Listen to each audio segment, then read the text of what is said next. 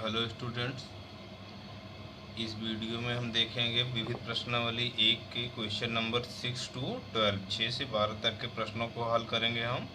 Question number 6 दिया है f such that N to Z तथा g such that Z to Z के उदाहरण दीजिए जो इस प्रकार हों कि ग्राफ एकाएक हो परंतु जी एकाएक न हो।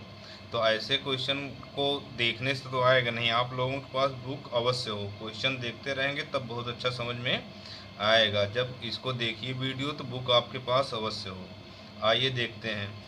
इसमें तो हिंट भी दिया है, लेकिन इसमें हिंट से काम नहीं चलेगा, आपको खुद से सोचना होगा और अलग अलग फलन को मानना होगा। फिलहाल मैं मान रहा हूँ क्या कि f of x N to Z के लिए फलन ले लेता हूँ। F of x equal to इसने एक्स प्लस 1 और जी ऑफ एक्स में लेता हूँ एक्स स्क्वायर, जबकि बुक में दिया है hint g of x equal to mod x और f of x equal to x, तो उससे भी आप लोग जरूर हल करेंगे।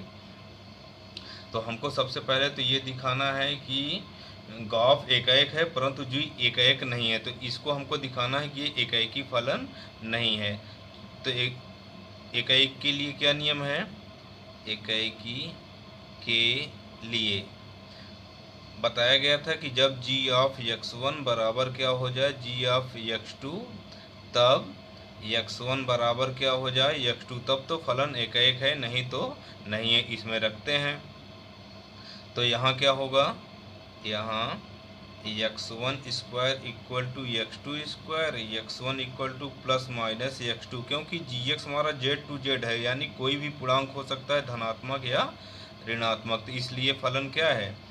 एकाएक नहीं है, इसलिए फलन एकाएक नहीं है। आप एग्जाम्पल भी देख सकते हो, +1 रखते हो तो 1 का स्क्वायर 1, -1 रखते हो तो उसका स्क्वायर भी 1 होगा। ये दोनों तो बराबर रहेंगे, लेकिन 1 और -1 बराबर नहीं होते हैं, इसलिए फलन क्या है? एकाएक नहीं है।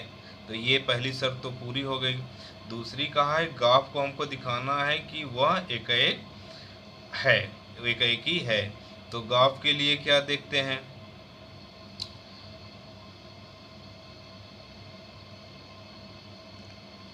ग्राफ ऑफ x1 बराबर ग्राफ ऑफ x2, इसको हल किया जाए तो क्या आएगा? g of f of x1 बराबर g of f of x2। F of x1 की वैल्यू क्या दिया है? x प्लस 1, तो यहाँ क्या हो जाएगा? g ऑफ x1 प्लस 1, यहाँ हो जाएगा g ऑफ x2 प्लस 1। अब आगे g ऑफ x दिया है x स्क्वायर, तो ये क्या हो जाएगा? x1 प्लस 1 का होल स्क्वायर, ये हो जाएगा x2 प्लस 1 का होल स्क्वायर। तो x1 प्लस 1 बराबर क्या? x2 plus 1। क्यों? क्योंकि हमारा पता है कि x1 कॉमा x2 दोनों बिलोंग कर रहा है किससे? n से। ग्राफ आपको बताया गया है कि a से c कॉम्बिनेशन में, फलनों के कॉम्बिनेशन में आपको बताया गया था कि अगर a है ये b है, तो a से b के लिए f है, ये c है, तो ये g वाला हो जाएगा। a टू b ये c, तो a से b, b से c, तो ग्राफ हमारा क्या बनता है? a से c बनता है। तो ग्राफ के लिए क्या हो जाएगा?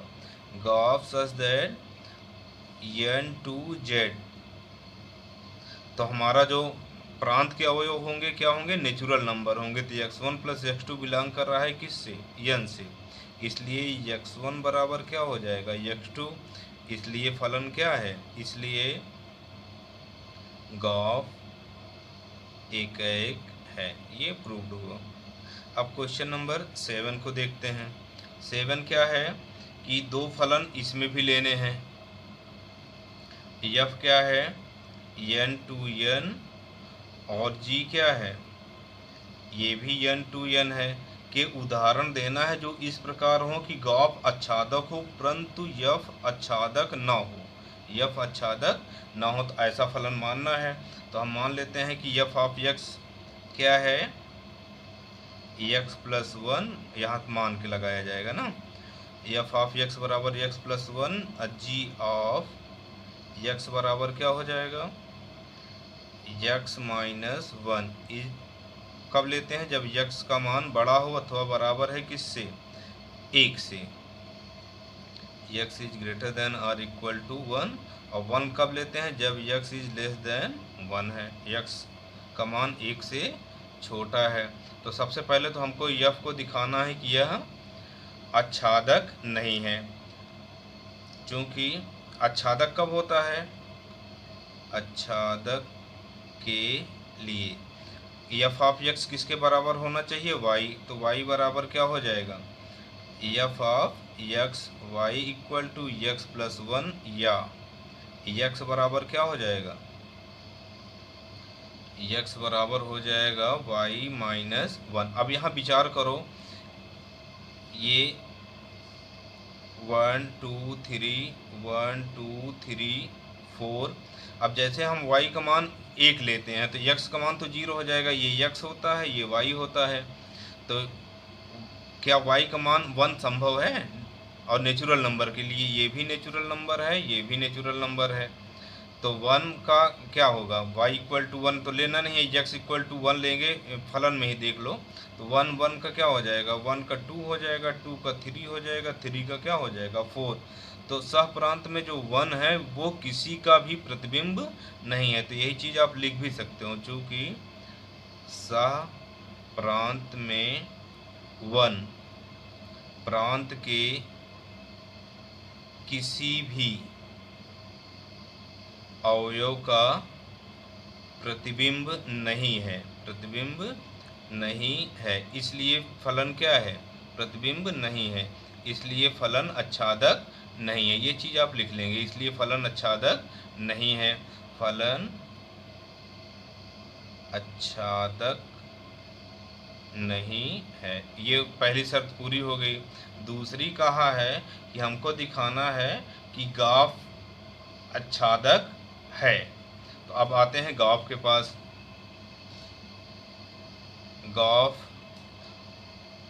ऑफ यक्स ले लेते हैं, graph f of x, g f of x की वैल्यू दिया गया है, क्या है, यक्स प्लस 1, और g of x x plus 1 है, तो ये मोर देन 1 हो गया, 1 से ज़्यादा हो गया, तो इसके लिए ये रखा जाएगा।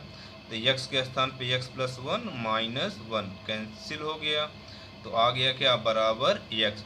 ऐसे फाग लिया जाएगा, तो फाग हो जाएगा क्या, f of g of x, f of g of x क्या है, यक्स माइनस 1, इसको कहाँ रखना है, फलन में, क्या है F of x, x plus 1, तो इसके प्लस 1, यक्स माइनस 1 प्लस 1 बराबर क्या आ गया, यक्स। गाफ बराबर फाग आ गया, तो इसका मतलब क्या है, चूँकि गाफ बराबर फाग बराबर यक्स।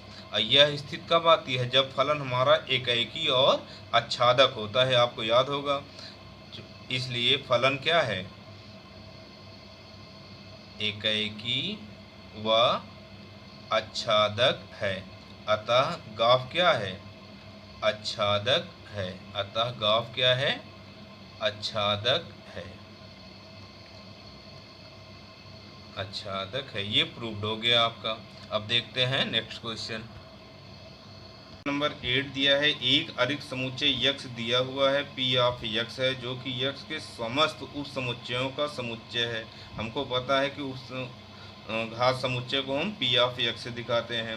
निम्नलिखित तरह पी यक्स के एक संबंध आर परिभाषित कीजिए कि पी ऑफ यक्स के उप समुच्चयों ए बी के लिए ए आर बी यदि केवल और केवल यदि ए सबसेट है किसके, बी का। तो क्या आर पी ऑफ यक्स में एक तुल्यता संबंध है, अपने उत्तर का औचित्य बताना है। हमको यहाँ दिखाना है, हम पहले एक्सरसाइज में पहुँचा दिया कि बताना है तुल्यता संबंध है कि नहीं। यहाँ संबंध दिया गया है कि ए आर बी यदि केवल और केवल यदि ए सबसेट है किसका, बी का, ए आर बी दिया गया है हमको, ए सबसेट है बी का। तो अब हमको तुल्यता संबंध दिखाने के लिए सबसे पहले किसके लिए जांच होती है, स्वतुल्य के लिए, स्वतुल्य के लिए। ए बी सी हमारे उप समुच्चय हैं किसके, पी ऑफ एक्स के। तो तुल्यता संबंध के लिए ए आर ए स्वयं का स्वयं से ए आर ए के लिए क्या होता है, ए प्रॉपर सबसेट होगा किसका, ए का, जो कि क्या है, सत्य है। भाई हमको पता है कि प्रत्येक समुच्चय स्वयं का उप समुच्चय है। ए आर ए बराबर ए सबसेट ए सत्य है, इसलिए क्या हो जाएगा, इसलिए दिया गया संबंध क्या है, स्वतुल्य है, इसलिए आर स्वतुल्य है। अब देखते हैं किसके लिए, स्वतुल्य के बाद होता है सम्मित। सम्मित के लिए क्या रूल बताया गया है, ए आर बी बराबर क्या हो जाए, बी आर ए, अर्थात जो संबंध ए का बी से है वही बी का ए से हो जाए। क्योंकि यदि ए उप समुच्चय है बी का, तब बी उप समुच्चय नहीं हो सकता किसका, ए का। ये प्रॉपर सबसेट है भाई, प्रॉपर सबसेट बी का मतलब बी के पास कम से कम एक या एक से अधिक अवयव ऐसे हैं जो ए के पास नहीं है। जैसे ए बराबर मान लो क्या है, 1 2 3, और बी बराबर इससे एक या इससे ज़्यादा 1 2 3, चाहे इसके पास 4 ही हो या 5 6 कुछ भी है। तो अब देखो ए के सभी अवयव बी में हैं किंतु बी के सभी अवयव ए में नहीं है, इसलिए क्या हुआ, इसलिए आर हमारा सम्मित नहीं है, सम्मित नहीं है। अब तीसरा देखते हैं किसके लिए, संक्रामक के लिए। संक्रामक के लिए, संक्रामक के लिए क्या है कि a R b b R a तब बी आर सी तब ए आर सी संबंध हो जाए तब तो संक्रामक होता है। क्योंकि ए सबसेट है किसका, बी का, ए आर बी से तो हमको पता हो गया कि ए उपसमुच्चय है बी का, अब बी उपसमुच्चय है किसका, सी का, ये बी आर सी से पता चल गया। तो अब निश्चित है कि ए बी का उपसमुच्चय है, बी सी का है, तो ए उपसमुच्चय होगा किसका, सी का, इसलिए ए अवश्य ही उपसमुच्चय होगा किसका, सी का। भाई ए उपसमुच्चय है बी का, बी और सी का उपसमुच्चय है बी, मतलब सी के अवयव इससे अधिक हैं, 1 2 3 4 5 है मान लो। तो अब बी उचित उपसमुच्चय हुआ किसका, सी का। तब देखो ए तो उचित उपसमुच्चय है सी का ना, 1 2 3 है तो इसके पास 4 5 है, इसलिए यह सत्य हो गया ए, इसलिए ए सबसेट सी अवश्य होगा, अवश्य होगा, इसलिए क्या है, आर संक्रामक है। अब बताना है आपको कि तुल्यता संबंध है कि नहीं। तुल्यता संबंध कब होता है, जब यह स्वतुल्य, सम्मित और संक्रामक हो। ये संबंध आर जो है, आर क्या है, स्वतुल्य है, स्वतुल्य एवं संक्रामक है,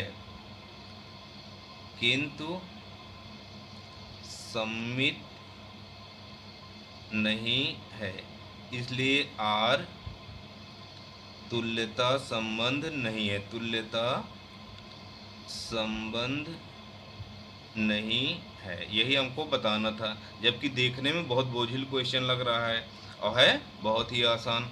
अब देखते हैं अगला क्वेश्चन।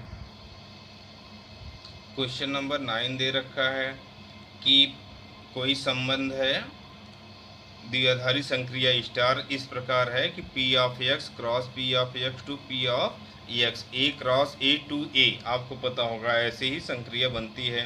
पर विचार करना है कि जहाँ संबंध दिया है कि A स्टार B बराबर क्या है, A intersection B, for all A comma B belong करता हो किससे, P ऑफ x से। P ऑफ x क्या है, घात समुच्चय है, मीन्स बड़ा समुच्चय है किसका, A और B से बड़ा है। अब जहाँ P ऑफ x समुच्चय x का घात समुच्चय, सिद्ध करना है कि इस संक्रिय का तत्समक अवयव x है। हमको बताना है कि तत्समक अवयव क्या है, यक्स।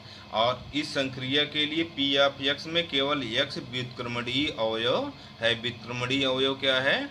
यक्स। ये हमको बताना है। व्युत्क्रमणीय के लिए आपको बताया गया है आइडेंटिटी एलिमेंट ना, कि वो अपना आइडेंटिटी ना खोए। अब चूंकि ए स्टार यक्स मान लेते हैं, तत्समक अवयव लेते हैं, तो ए स्टार यक्स, ए स्टार यक्स बराबर क्या हो जाएगा? A intersection x. ये देख रहे हो संबंध दिया गया है, क्या है? ए स्टार बी बराबर ए इंटरसेक्शन बी। यही संक्रिया है, यही ऑपरेशन है कि ए और बी में क्या संबंध है कि ए इंटरसेक्शन बी। इस स्टार का मतलब ऐसे ही ए स्टार एक्स बराबर क्या? A intersection x. और ए इंटरसेक्शन यक्स बराबर क्या हो जाएगा? ए, क्योंकि ए प्रॉपर सबसेट है किसका? यक्स का। ये घात समुच्चय है ना यक्स, तो ये तो इसके उप समुच्चय ही हैं, उचित उप समुच्चय होगा। अब ऐसे ही यक्स स्टार ए निकाला जाएगा, तो आएगा यक्स इंटरसेक्शन ए, सेम चीज, तो ये आ गया ए, क्योंकि ए स्टार यक्स बराबर ए आ रहा है, जो कि बराबर है किसके? यक्स स्टार ए के। आपको दिखाया गया था ना कि मान लो ए स्टार ई बराबर ई स्टार ए आ जाए तो ई को क्या बोलते हैं? तत्समक अवयव। तो इसलिए यक्स क्या हो गया? यक्स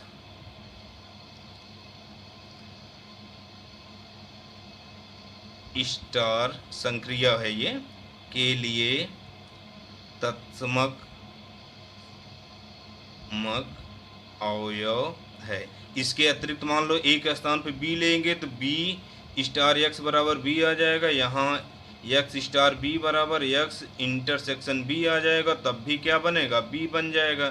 तो बी स्टार यक्स बराबर B equal to x star B, तो यक्स तब भी तत्समक अवयव होगा। इसलिए यक्स क्या है? एक यूनिक पी ऑफ यक्स के लिए केवल और केवल यक्स ही व्युत्क्रमणीय अवयव होगा। यही आप लिख सकते हैं कि ए बी सब के लिए तत्समक अवयव क्या बन रहा है? यक्स। यही हमसे पूछा था, यही आंसर हो गया इसका। क्वेश्चन नंबर 11 दे रखा है यस एक समुच्चय है, ए बी सी टी है 1 2 3, तो हमको इसका एफ इनवर्स ज्ञात करना है जब यदि उसका अस्तित्व हो। पहला सवाल दे रखा है एफ बराबर 1 3 बी 2 सी 1, तो इसको आलेख बना लो जल्दी से। ये पहला है यस टू टी के लिए है, यस ये वाला है टी। यस के अवयव क्या है? A B C. ए का प्रतिबिंब क्या है? 3, बी का क्या है? 2, सी का क्या है? 1, और ये क्या है? एफ। ये हमारा संबंध क्या है? एफ। तो इसको देख रहे हो कि प्रांत का प्रत्येक अवयव का सह प्रांत में एक अद्वितीय प्रतिबिंब है और सह प्रांत में कोई भी अवयव खाली नहीं है, इसलिए दिया गया फलन क्या हो गया? एकाएकी और आच्छादक। ये तो दिया गया फलन एकाएकी और आच्छादक है, तो एफ इनवर्स विद्यमान है, तो एफ इनवर्स बराबर क्या हो जाएगा? अब इसी का उल्टा हो जाएगा, तो क्या हो जाएगा? 3a अगला क्या हो जाएगा? 2b अगला क्या हो जाएगा? 1c। ये एफ इनवर्स हो गया। अब दूसरे वाले का देखो, फिर से इसके लिए बना लो। ये है यस, ये है टी। यस में क्या है? ए बी सी, और इस वाले में क्या है? 2 1 2, सॉरी ये 1 है, 2 1 1। तो ए का संबंध किससे है? 2 से है, बी का किससे है? 1 से है, सी का भी किससे है? 1 से। तो अब देखो ये क्या है कि बहु एक हो गया। क्या हो गया? बहु एक, क्योंकि फलन क्या है? बहु एक फलन है, इसलिए एफ इनवर्स विद्यमान नहीं है, विद्यमान नहीं है। ये आपका कंप्लीट हुआ क्वेश्चन नंबर 11। अब देखते हैं 12। क्वेश्चन नंबर 12 दो ऑपरेशन दे रखा है। पहला ए ऑपरेशन बी बराबर mod of a minus b, दूसरा operation a operation b equal to a for all a b belongs to capital R. Operation means संक्रिया, वो संक्रिया दे रखा है। तो अब हमको दिखाना है कि स्टार क्या है, R2 R cross R2 R है, और दूसरा ऑपरेशन जो है वो भी क्या है, R क्रॉस R2 R, तब रियल नंबर के लिए ही है। हमको सिद्ध करना है कि स्टार क्या है, क्रम विनिमेय है परंतु सहचर नहीं। पहले एक सवाल इतने के लिए बोला है कि इसको हमको दिखाना है कि यह क्रम विनिमेय तो है लेकिन सहचर नहीं है। अब दूसरे वाले सवाल में इस वाले में हमको दिखाना है कि ऑपरेशन ओ जो दे रखा है ये सहचर है किंतु क्रम विनिमेय नहीं। और इसके बाद फिर आगे पूछा है कि ए बी सी के लिए ए स्टार बी ऑपरेशन सी क्या है, वितरण नियम है, किंतु ऑपरेशन ओ स्टार पर वितरण नहीं है। तो सबसे पहले इसका आधा भाग देखते हैं, स्टार को हम दिखाएं क्रम विनिमेय है कि नहीं। अब चूंकि ए स्टार बी किसके लिए, क्रम विनिमेय के लिए, क्रम विनिमेय के लिए ए स्टार बी बराबर क्या हो जाए, बी स्टार ए, तभी माना जाएगा। यहाँ तो ए स्टार बी दे रखा है मॉड ए माइनस बी, और इसको हम लिख सकते हैं बहुत आसानी से क्या, बी माइनस ए, क्योंकि 2 माइनस 5 करेंगे तब भी 3 आएगा, और 5 माइनस 2 करेंगे तब भी 3 आएगा, मॉड से बाहर आएगा तो पॉजिटिव ही हो जाएगा। और इसका मतलब क्या हो गया कि बी स्टार ए स्टार बी बराबर क्या हो गया, बी स्टार ए, इसलिए स्टार क्या है, क्रम विनिमेय है। अब देखते हैं किसके लिए, सहचर के लिए।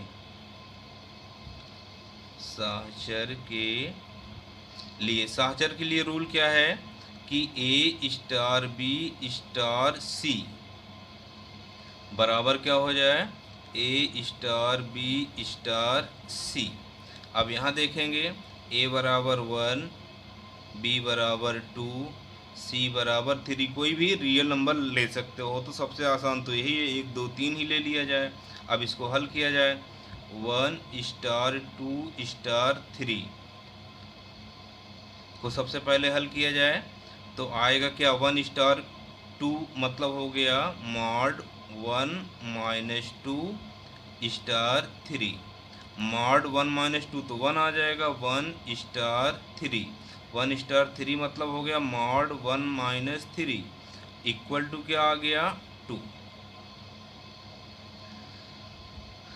अब इसका दायां पक्ष 1 स्टार 2 स्टार 3 ऐसा, तो पहले तो ये ब्रैकेट सॉल्व करना होगा, 1 स्टार 2 स्टार 3 मीन्स हो गया मॉड 2 माइनस 3, 1 स्टार 2 माइनस 3 तो 1 हो गया, 1 स्टार 1 क्या निकल कर आएगा, 1 माइनस 1, वो भी मॉड में 1 माइनस 1 तो 0 आ गया। अब देखो क्या दोनों बराबर है, नहीं बराबर है, चूँकि 1 स्टार 2 स्टार 3 बराबर नहीं है किसके, 1 स्टार 2 स्टार 3 के, इसलिए स्टार क्या है, सहचर नहीं है। ये अब आधा हो गया। अब लेकिन इसी क्वेश्चन में पूछा है किसके लिए, ऑपरेशन ओ के लिए। ये वाला हमको दे रखा है कि हमको दिखाना है कि ओ सहचर है परंतु क्रम विनिमेय नहीं है। तो इसको देखते हैं, चूँकि क्रम विनिमेय के लिए पहले क्रम विनिमेय के लिए क्या बनेगा, ए ऑपरेशन बी इक्वल टू ए, और बी ऑपरेशन ए बराबर पहला वाला तत्व लिखना है तो बी हो जाएगा, ये दोनों बराबर नहीं है, चूँकि ए ऑपरेशन बी बराबर नहीं है बी ऑपरेशन ए के, इसलिए ये क्या है, क्रम विनिमेय नहीं है। अब आते हैं सहचर के लिए।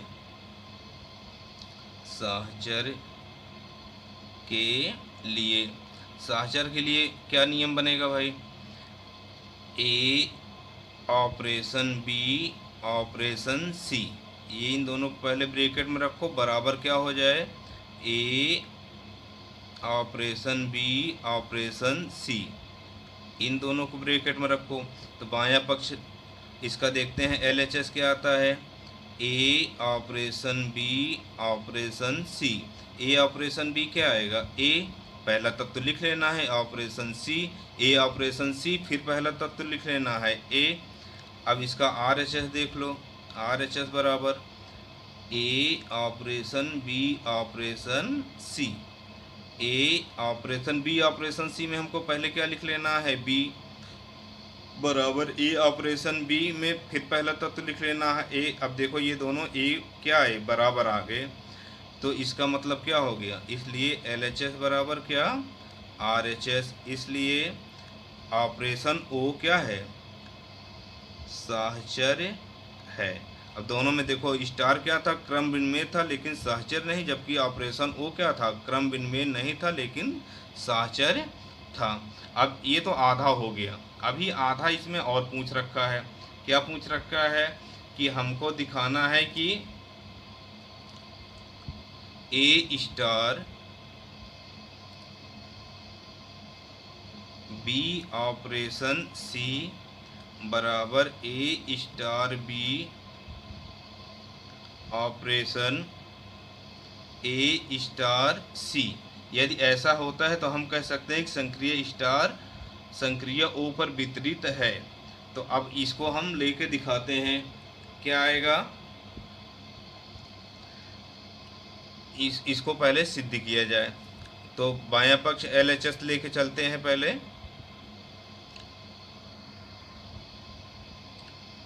ए स्टार बी ऑपरेशन सी बराबर ए स्टार बी ऑपरेशन ए स्टार सी।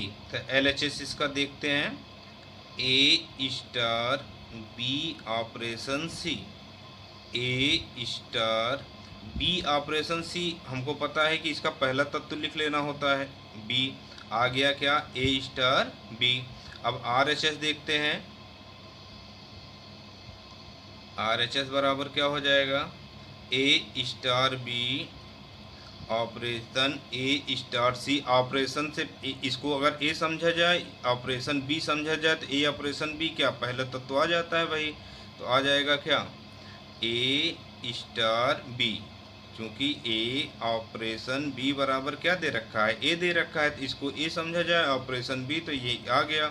LHS बराबर क्या आ गया, LHS बराबर क्या आ गया, RHS। इसलिए क्या हो गया, इसलिए स्टार